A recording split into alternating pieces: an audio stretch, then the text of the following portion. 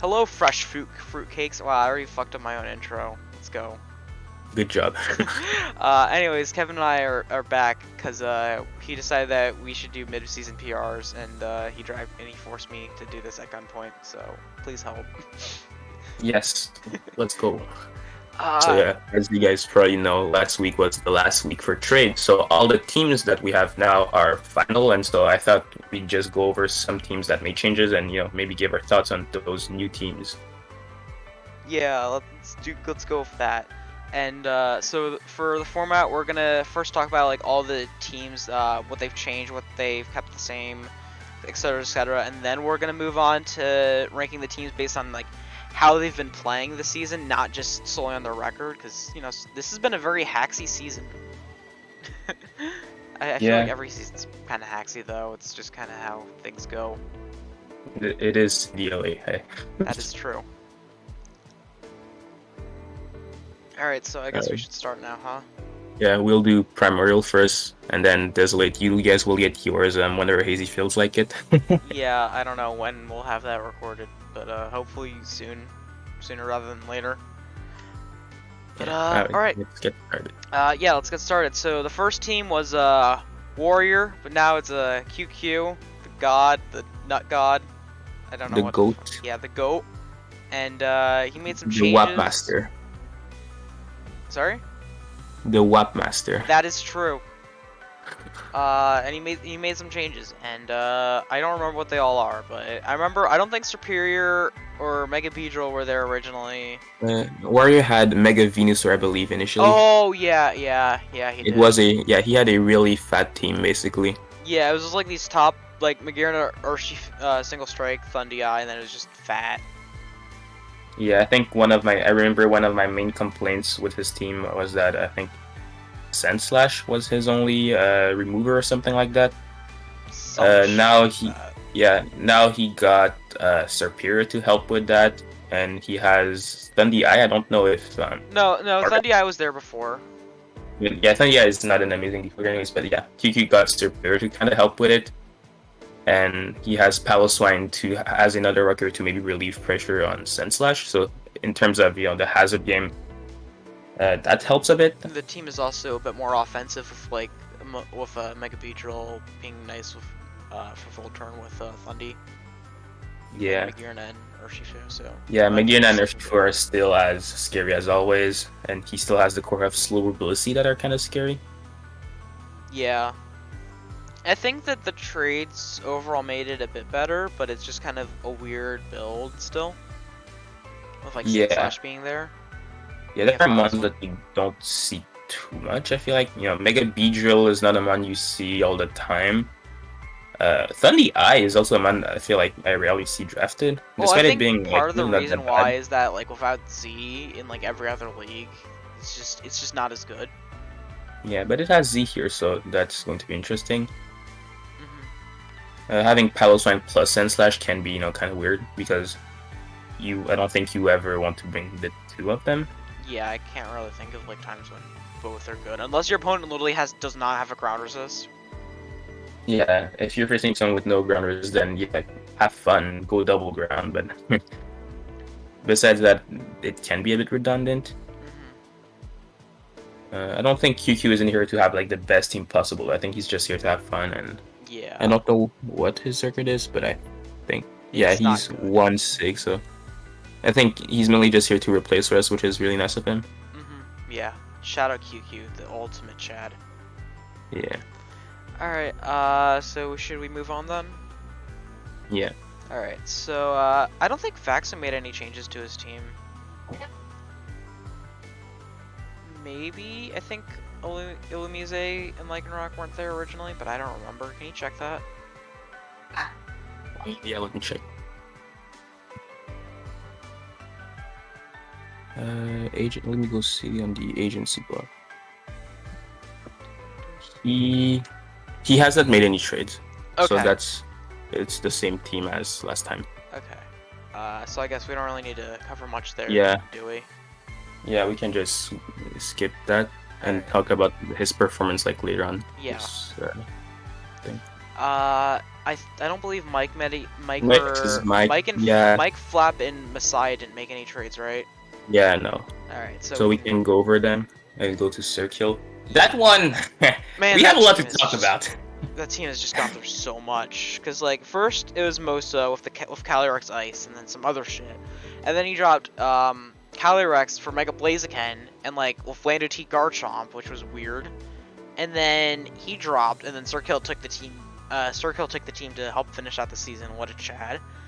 And then he got his funny Calyrex back, and basically changed the entire team. So it's been a wild ride for that team. Yeah. So first thing that comes to mind is this team is. I feel like it's really offensive. Yeah. Besides Clefable, I think there's not that many mons that really like to take hits. I guess there's Seismitoad, but Seismitoad doesn't really have reliable recovery. And then there's Blossom. Yeah, it's like mainly Clefable and Seismitoad. Yeah. But on the other side, I guess Calyrex can take hits. Obviously, it's a Calyrex. It's just naturally that fat. But I think it's also more of an offensive mon because you want funny glacial lens. Yeah, this team is like, I feel like it's scary to prep for because it's just a lot of things. If you let them get a free turn, then it's kind of game. Yeah, something like Infernape. Even though, like, in practice, maybe it won't have any opportunity to, get a Swords Dance up or get an Acetod up. When you're prepping for it, you need to make sure, if it gets an SD, you don't just lose to it, right? And, running Calc and a +2/8 is scary. Yeah. I'm not really a fan of Duraludon. I just think that, you could have gone, Druddigon, which I think is cheaper and just a better mon. I guess it depends what you want. I think, I don't think Duraludon is that bad. Well, yeah, it's not good as a defensive steel type, but I guess Magneton kind of helps alleviate some of that pressure. Yeah, since, I feel like the speed advantage it has on Druddigon makes it better in some situations because I guess, it's easier to run it defensively, and let's say you're trying to set rocks up, it's easier because you're just faster. Yeah, and also Iron Defense Body Press is a set, so it's not all bad. I just don't think it's I'm glad he at least has another steel type, because if it was his only steel type, then I feel kind of concerned for his defense. But I guess at this point the team is just hyper offense, so it doesn't really matter. Yeah, I think this team is really just going to be I set up my hazard and I just hit hard. Yeah. Because if you look at the hazard removal, for example, that's also not amazing. You have Defog Skuntank, but Skuntank is a terrible Pokemon in my opinion. You have Rapid Delmise, and then Defog Thundurus and Pidgeot. Yeah. So Pidgeot it's not amazing. Probably afford to run Defog in a last move slot most weeks.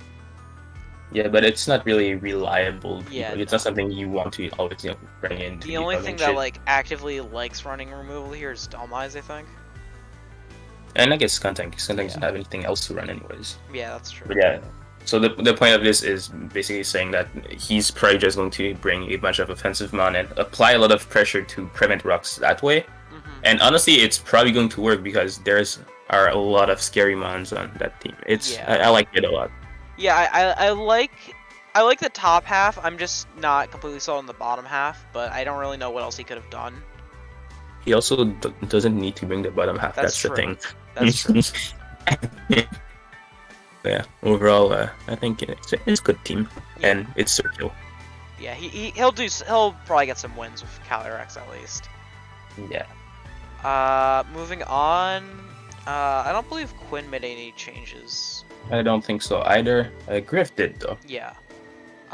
Griff. I don't remember what he had before, but I know Hippo. He had Palsen instead of Hippo, and let me go check. I know Hippo's new. I'm pretty sure Serena and Audino are also new, but I'm not entirely sure. Let me try to find this on the doc. Okay, found it. He dropped Porygon, Palsen, Galarian, Mr. Mime, and Gourgeist for Hippowdon, Serena, and Audino. Okay. I think those are generally better trades. The only thing I think he kind of lost out on was a Ghost type. But Yeah, but other than that, I think it it works out. was more so like a defensive ghost type, and a defensive ghost type is not something you need on Yeah. most teams. I think the one thing I would have liked is I think one thing that could have worked here is maybe dropping Vaporeon for Jellicent, because Audino and Vaporeon are kind of competing for the same role as Wish Passer, and I think Audino is just like better at being a defined Wish Passer, because like you don't have to, he doesn't have to run Protect because you can switch out and regenerate. Whereas Yeah, Vaporeon, and it's also just I think it's naturally tankier on the physical side. Whereas Vaporeon kind of doesn't really like switching into like shit like Victini Bolt Strike. yeah. So I think something I like think Jellicent could have been nice. Um, keep that ghost type. It keeps spin blocker. It's something that can spread status to make things easier for Zamazenta or Mens to win.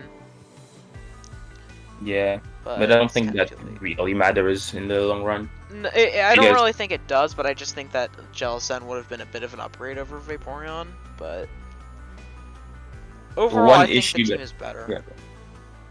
one issue that he still has is that again he only has one rocker, but at least this time it's Hippowdon. It's a lot better than having Palosan as their only rocker. Yeah. Hippo can afford Because to run rocks almost every week. and it's also a kind of month you can bring two every week. Like I don't think there is ever a game where like man Hippo is really bad here just because it's bulky and it doesn't have that many weaknesses as a pure ground type. So he still has one rocker, but it's one that's a lot easier to bring at the very least. Yeah, no, I agree with that. And I'm always a fan of Hippowdon. Yeah. But besides that, I think his team is still like kind of similar to the one before, where it's like the first 3 months can just win games on their own, and it's just a matter of how he supports them.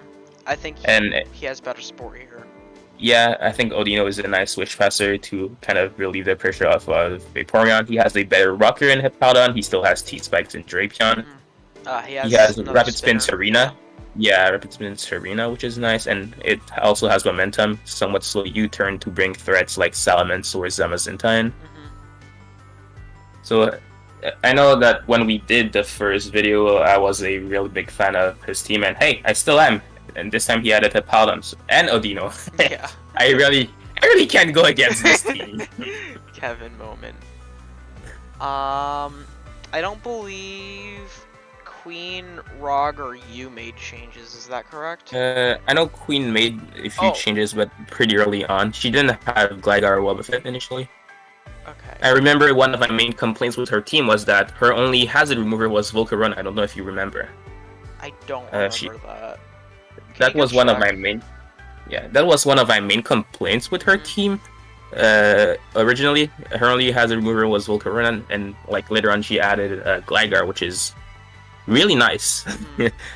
Given that Volcarona really doesn't want to run defog all that often. Yeah. Let me see when she made those changes. I think we might have covered it in the original video.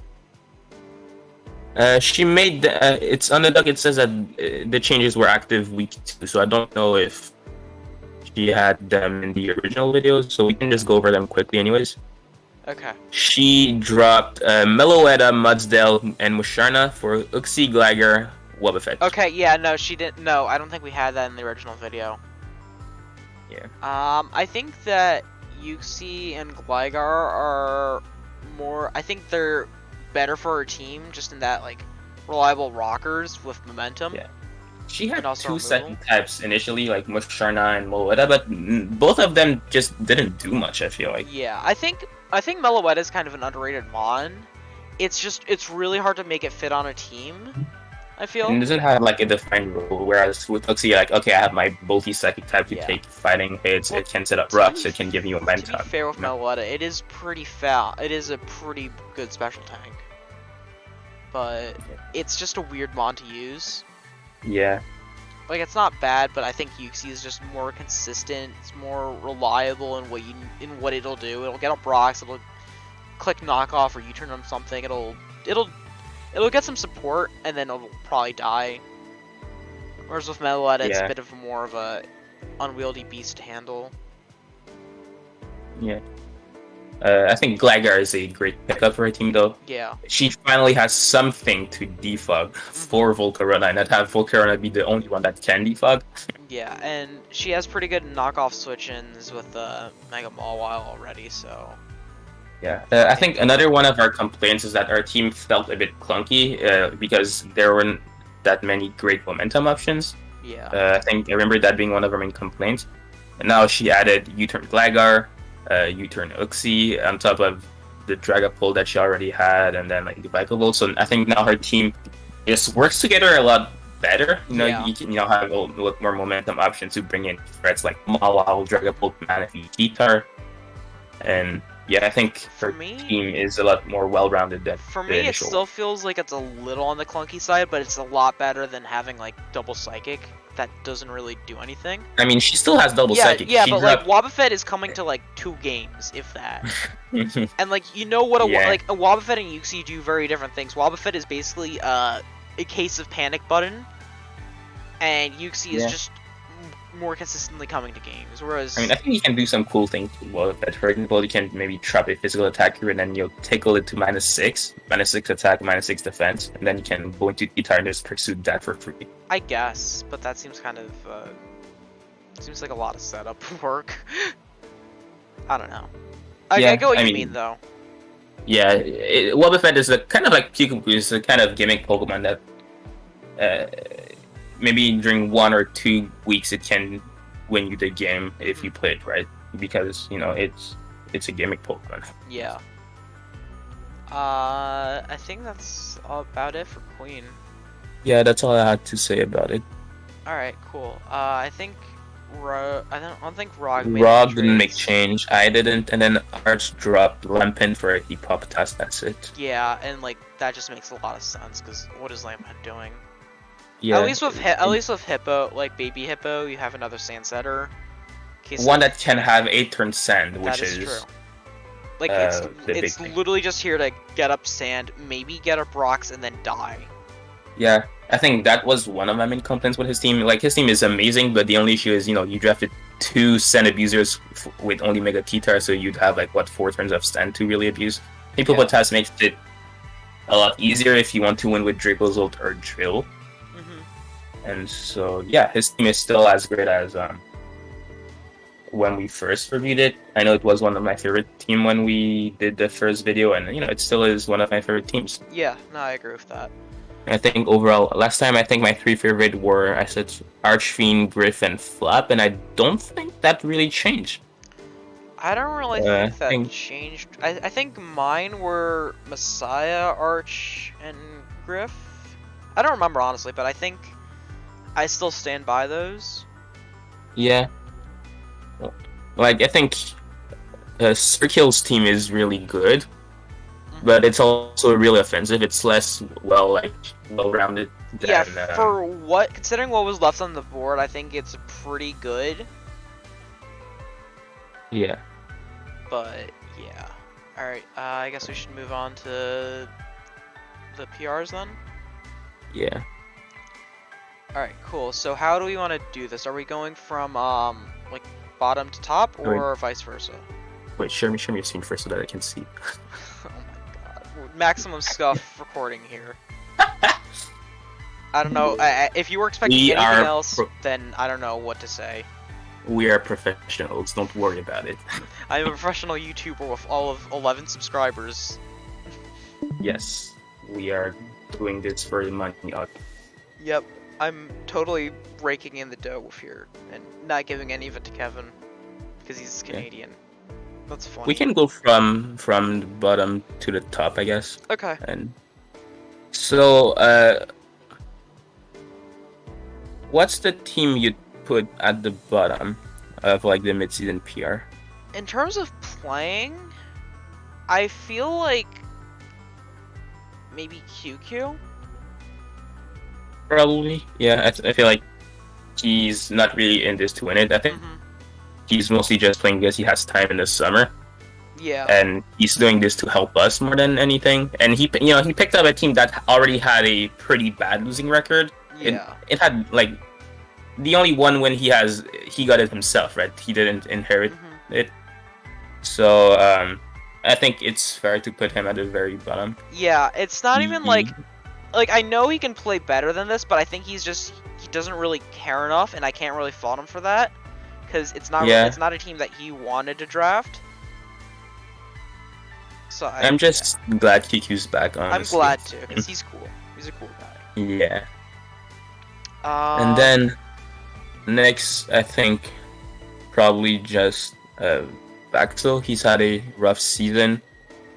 Let me see who he faced. I don't really feel like he's been.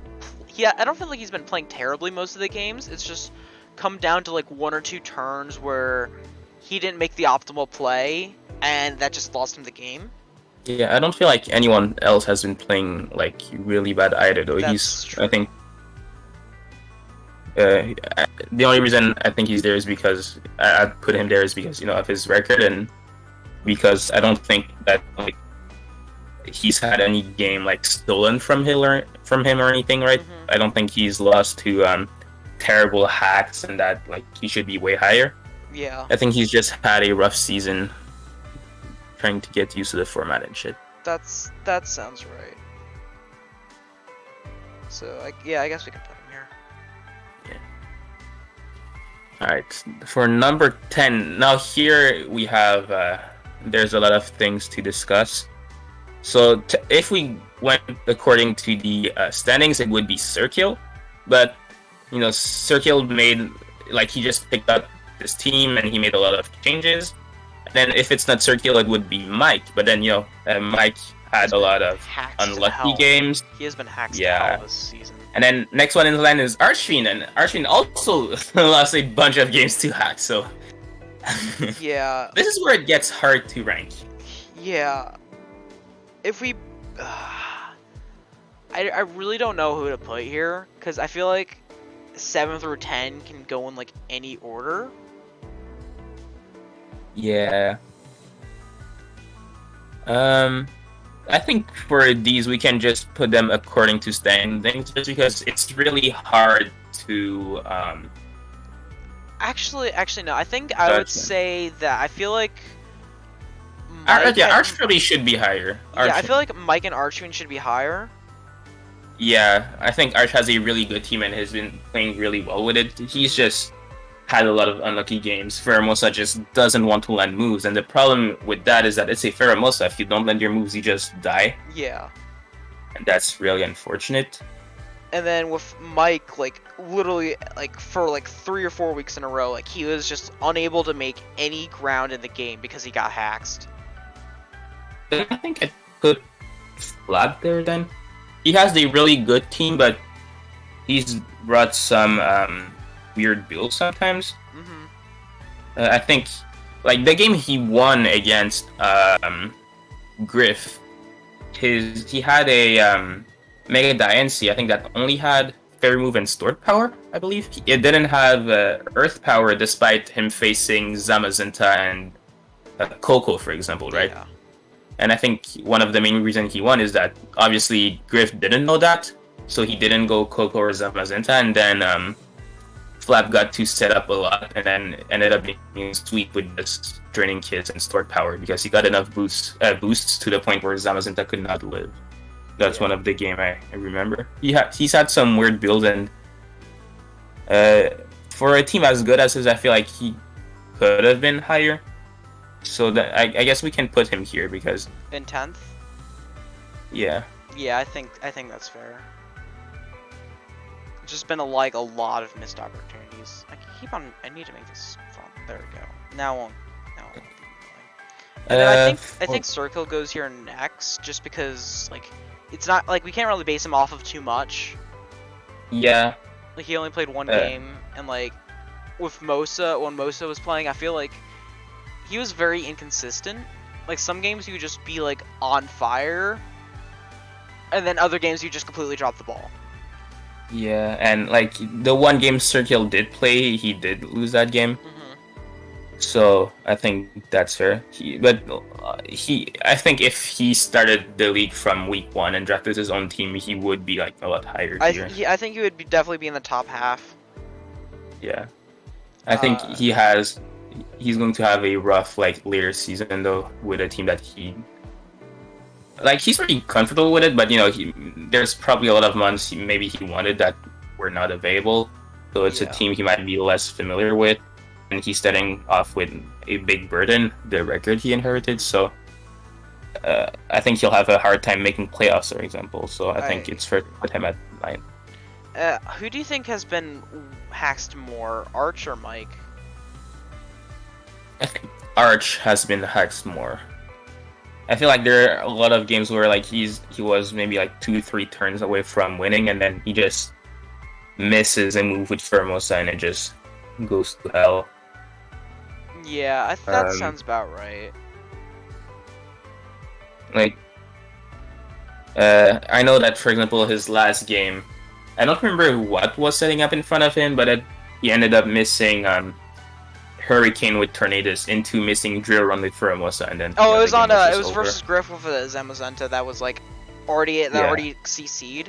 So that Hurricane should have. It was at like 40, so that Hurricane should have killed, and then that Drill Run also should have killed. Yeah, I know there are a lot of instances where I feel like he was right there, right? He was just about to win, then things happen, and Yeah. Yeah, I'll put Arch here. Yeah. And Mike at 8. Next we have Queen, Quinn, and Rog. I feel like Queen is probably accurate at 6. Yeah, I feel like she has a winning record. She's been doing all right, but the games that she lost, I don't think that like she should have won them. I don't think the games were stolen from her. So I think her record is a fair and accurate representation of where she should be. So yeah.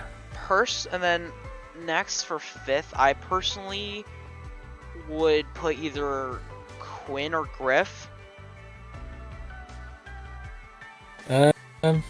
Yeah, I don't know. I think Griff, like, with the way Griff's been playing, I feel like he's been pretty passive with his Amazon Fest. A lot of time he'd spend turns setting up screens and shit. Yeah. So I do think maybe Quinn's been playing a bit better. But I think so too. But I think Griff is also carried a little bit more by I think his team is just naturally a little bit stronger than Quinn's. Yeah, I think Quinn's team has this big problem of it's really hard to take hit with it, and so the game he's lost, sometimes he couldn't really do much about them. So yeah, I think we can put Griff here at 5th. Griff, Quinn, and then Rog. Yeah, I think Rog's been doing really well, and I know one of the loss he has was against Messiah, and that loss was solely because he mis-EV'd his speed, and then it came down to the last turn where his young Mega was not able to outspeed a Mega Garchomp. Yeah, and considering that his team is probably on paper the worst, I think that's he's impressive. been doing even though really I know well. It's Rog and I know he's gonna do well. Yeah, I think he deserved that 3rd place. And then we get to the final 2, me and Messiah. So the game I lost, I played like shit. I was trying to give kills to my Azure Ninja, but I forgot that I did not have that much speed on the Azure, so I just ended up sacking my whole team instead. Big brain. The one game Messiah lost, he just got absolutely demolished, and then he almost lost to Rog because of that speed, because Rog mis-EV'd. I don't remember which game was the one he lost. It was his week 1 game. I'm pretty sure. Against Queen, right? Yeah, I think he started off. Yeah, he got 5-0'd week 1. Yeah, I'm down to put myself in first. It's like the Obama meme, right? It's the Obama meme. I've been liking my team a lot. I think I've been doing pretty well with it. Yeah, I think that's also another reason why people should have listened to me and not made Astra non-S tier as well as Deoxys speed. I don't even think Ashgren was the issue. I don't think the only thing Ashgren's done so far was lose me the game against Mosa because I No, wanted it's to not give him even kills. that. It's more so Deoxys that pisses me off, because, like, that mod is slept on so hard. Deoxys speed is an insane Pokemon, and I'm surprised. Like, I think it's the kind of mon, because no one drafted it for so long, people were just like, yeah, that one sucks. So I decided to draft it this season and have fun with it. I've ran many sets going from like physical to special to like stall breaker with taunt, cousin cover, stall breaker. Like, it's just so fast that all of these sets work, and it's so hard to predict what it's going to do. For example, against Mike, I run the Stallbreaker set, right? And it got me a bunch of like good damage on his whole team for Ashgren to clean. So like a few games later, I was facing Kvn, and I know he was probably really scared of that, so he brought his two regen users, Slow King and Tanula, probably planning on just like switching out on me to stop me out of Seismic Toss in case I brought that set, but then that week it ended up being Nasty Plot. So while he was trying to outplay my taunt with Magic Coat, I just Nasty Plotted in his face, and then again my Deoxys Punch got a bunch of damage on his team. And the thing is with Deoxys speed is that it's almost guaranteed, like, you're almost always able to run plus whatever, like, you almost never have to run Timid. Yeah. Which makes it a lot bulkier or a lot stronger than it normally would be. Than it would be, like, otherwise, just because of that speed. And it also just has that coverage to hit on your weaknesses or on your 4-time weaknesses, even though it's not that strong. For example, again, I think it was Baxo. He had Gliscor and Heatran and Glow King, right?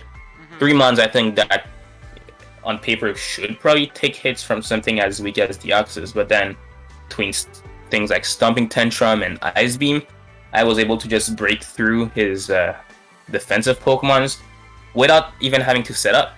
Like, just by hitting on 4-time weaknesses and on weaknesses, Deoxys was just able to KO things. And then, if you have something that's fast and that can break through your defensive core, well, what are you supposed to do against it, right? Can't outspeed it to kill it first, can't take a hit, and it's just...